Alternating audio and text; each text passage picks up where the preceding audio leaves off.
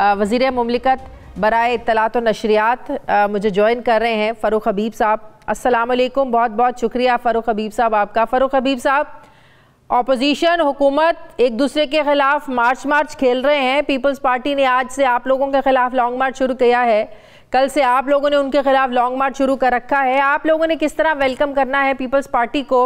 इस्लामाबाद पहुँच कर वो कहते हैं हमला करना है हुकूमत पर जाकर, क्या स्ट्रैटेजी आप लोगों की?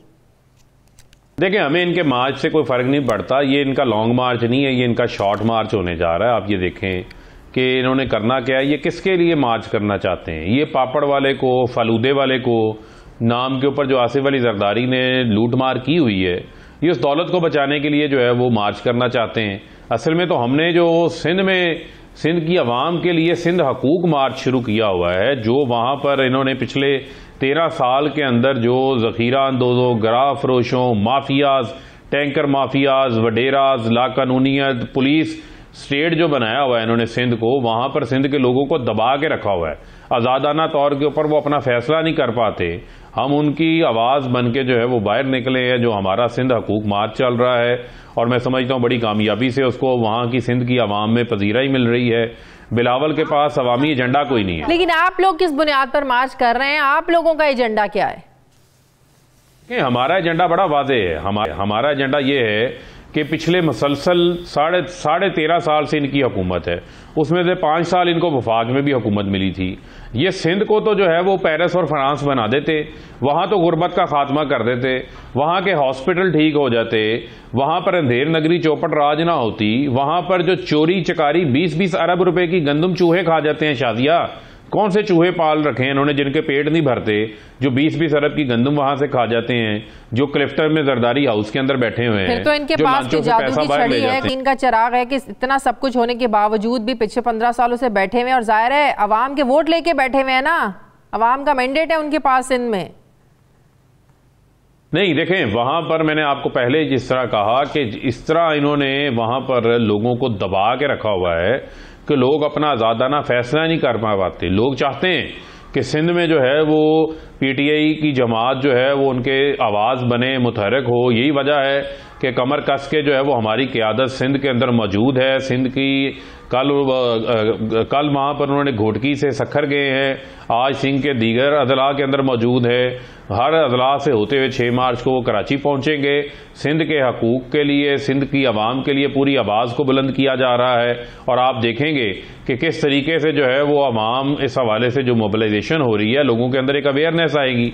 और तो बुनियादी तौर पर आपने ये कोई आगाही मुहिम शुरू की है जिसके आप लोग समझ रहे हैं जिसका नतीजा 2023 के इंतखाबात में निकलेगा? ये कोई अवेयरनेस मुहिम शुरू की हुई है आप लोगों ने? इंशाअल्लाह। आप देखें, सिंध के लोग चाहते हैं कि जो इन्होंने उनको दबा के रखा हुआ था, जो उनको बात नहीं करने देते थे, जो इनके खिलाफ बात करता है वहां पर आप जाएं तो सही, वहां पर जो है वो लोगों को FIR काट दी जाती हैं। उनको जो है वो डकैतियों के, नजायज कत्लों के, मंशियात के मुकदमों के अंदर उनको देखें। बुनियादी तौर के ऊपर मैंने पहले आपको कहा कि जब लोगों से वोट उनको डरा धमका कर बंदूक की नोक पे लिया जाएगा। नहीं, आप कह रहे हैं ना कि जानबूझकर झूठे मुकदमों में फंसाया जाता है इसीलिए कि उनको वोट दें, वो जबरदस्ती वोट लेने का यही तरीका है उनके पास, ये बात कर रहे हैं आप? देखें, मैंने यही आपको कहा कि जब उनको ये लोगों को ये अब नजर आ रहा है कि उनकी पीटीआई आवाज बन के सिंध में मौजूद है, पीपल्स पार्टी को लोग आइंदा वोट नहीं करेंगे। और एक बहुत बड़ी तादाद के अंदर आप देखें कि वहां पर इनकी एक मुखालफत भी मौजूद है।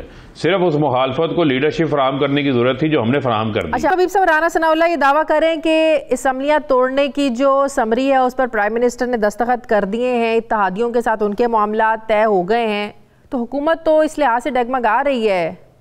कितनी बेबसी है, 3.5 साल गुजर गए हैं। अब इन्होंने हमारी हुकूमत गिरानी थी, इन्होंने अदम एतमाद करनी थी, अदम एतमाद इनसे हो नहीं सकी, अदम एतमाद ये वहां पर ला नहीं सके। अभी खत्म तो नहीं हुई ना, अभी तो प्लानिंग चल रही है, स्ट्रेटजीज बन रही हैं, ऐसा तो नहीं है कि आई और नाकाम हो गई। शादी, आप तो अब की बात कर रही है ना, मैं तो पिछले 12 ऐलानात की बात कर रहा हूं। आपको याद होगा इनके इस्तीफे भी क़यादत के पास पहुंच गए थे, याद है ना आपको? उसमें मरियम सफदर के जेठ का इस्तीफा भी पहुंच गया था, कैप्टन सफदर के भाई का भी। मुर्तजा जावेद अब्बासी डिप्टी स्पीकर का इस्तीफा भी पहुंच गया था, वो हाथ जोड़ के इस्तीफा वापस लिया था इन्होंने। अदम एतमाद उससे पहले भी कई बार ऐलान हो रहे थे। अब आपने कल काफ लीग की प्रेस रिलीज भी पढ़ ली, तो 5 साल मैंडेट जो है हुकूमत को मिला है, हुकूमत अपनी पूरी करेगी।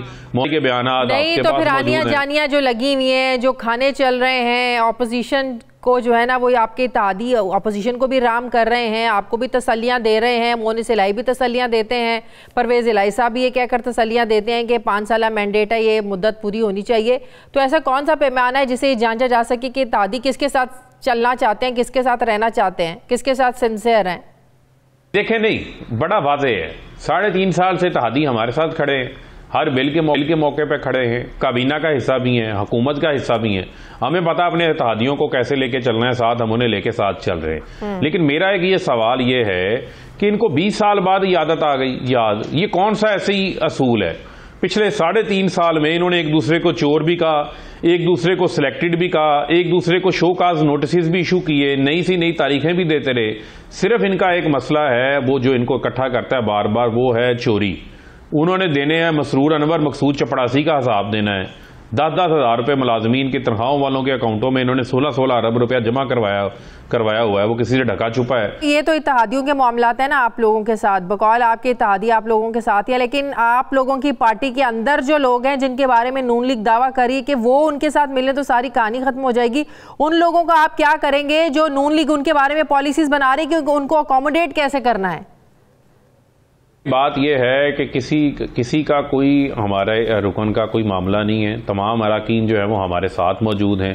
ये तमाम जितनी भी चीज़ें हैं, इन तमाम चीज़ों के अंदर किसी किस्म का भी कोई हकीकत से इनका ताल्लुक नहीं है, बल्कि अपोजिशन अपने उन मेंबरान की फिक्र करे जो हर बिल के मौका के ऊपर गायब हो जाते हैं, चाहे वो स्टेट बैंक का बिल हो, चाहे वो गैस का बिल हो, चाहे वो आपका कोई अदम एतमाद आती है, हर मौके के ऊपर तो इनके लोग गायब हो जाते हैं। वो 25-30 लोग इनके कौन से हैं जो हर बार गायब हो जाते हैं? ये उनकी फिक्र लें, ये उनकी खबर करें, उनका हिसाब दें। जिन्होंने अदम एतमाद लानी होती है वो एक दिन के अंदर अदम एतमाद ले आते हैं। वो शोर नहीं, लोगों को बता के लानी ना, उन्होंने बता के तो नहीं, उन्होंने अपना ये प्लानिंग तो नहीं आपको बतानी, वो तो अभी जाहिर है सरप्राइज देंगे आपको जब भी लेके आएंगे।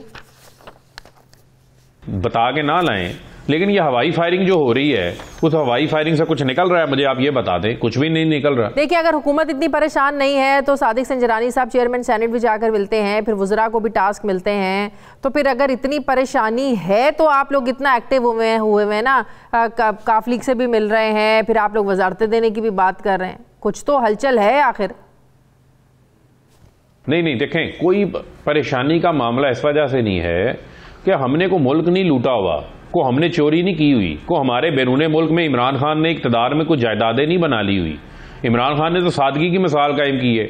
परेशान तो वो लोग होते हैं जिनको 20-20 साल पुरानी यादें याद आ गई हैं, जो एक दूसरे को चोर सिलेक्टेड कह के एक दूसरे के साथ बगलगीर हो जाते हैं। जिन्होंने सड़कों पे घसीटना था वो सड़कों पे घसीटने की बजाय आजकल बगलगीर हुए हैं। परेशानी उनको है। तो आप लोगों के तो ऐसे लोग शामिल हैं ना जिनके बारे में इमरान खान साहब खुद कहते थे कि मैं तो इनको चपड़ासी भी ना रखूं, शेख रशीद के बारे में कहा करते थे। ये सियासत है, सियासत में कुछ भी हो सकता है। नहीं, सियासत में कुछ होने का मामला नहीं। देखें, इसमें भी एक फर्क है। फर्क बुनियादी तौर के ऊपर क्या है कि हमने जब से हमारे साथ मौजूद हैं, हमने किसी को ये नहीं कहा कि ये फलां है, ये फलां है। इनका मसला क्या है, ये मैं कहता हूं एक बार चले सियासत में इकट्ठे हो गए, वो यार इकट्ठे तो रहो। ये 2 दिन इकट्ठे होते हैं, तीसरे दिन मरियम कहती बिलावल हमने लड़ना नहीं, चौथे दिन कह रही होती है कि नया सिलेक्टेड तैयार हो रहा है। बिलावल कह रहे होते हैं नहीं, लाहौर का खानदान सिलेक्टेड है। वो एक दूसरे के ऊपर इत्तेमाद तो करते नहीं। हमारा इत्तेहाद जो है वो पिछले 3.5 साल से कायम है। हमने तो किसी के बारे में कोई बात जो है इस किस्म की नहीं दोहराई, ना बात की है। चले एक बार हो गया, आप अगर जुड़ गए तो फिर आप इकट्ठे होकर जुड़े रहे ना। इत्तेहादियों को मदारतें दे रहे हैं आप लोग? नहीं, ऐसी कोई बात नहीं है। आपके इल्म में है कि जब आप एक इत्तेहाद का हिस्सा होते हैं, उस इत्तेहाद को आपने साथ लेके चलना है। उस इत्तेहाद के कुछ चैलेंजेस भी होते हैं, उन तमाम चीजों को फिर आपको जो है वो मद्देनजर रख के प्रेशर उसी चैलेंज का नतीजा है ना। अगर वजारतें देने जा रहे हैं तो ये प्रेशर की वजह से ही है ना। नहीं, देखें, आप जो लफ्ज इस्तेमाल कर रही हैं, मैं वो लफ्ज तो इस्तेमाल नहीं कर सकता। कोई ब्लैकमेलिंग नहीं होती। लोग ये समझते हैं कि उनका, अगर कोई ये समझता है कि उसको उसका हिस्सा मिलना चाहिए, उसका कोई राइट है, तो उसको जो है वो कंसीडर कर लेना चाहिए। उसमें किसी किस्म का कोई एतराज नहीं। तो 3.5 सालों के बाद आप लोगों को क्यों ख्याल आया कि इत्तेहादियों को मजीद वजारतें देनी चाहिए? नहीं, हमारे पहले इत्तेहादी क्या वजीर नहीं है? देखें, बात यह है कि जब आप इत्तेहाद कोई कायम होता है, कोई हुकूमत का साथ देता है, तो उसके अंदर फिर उस इत्तेहाद में कुछ चीज़ें भी तय होती हैं। उनको आप उनका एक ड्यू शेयर भी देते हैं, गवर्नमेंट में उनको पार्टिसिपेट करने का मौका भी फराहम करते हैं। ये तो एक जमहूरी अमल है।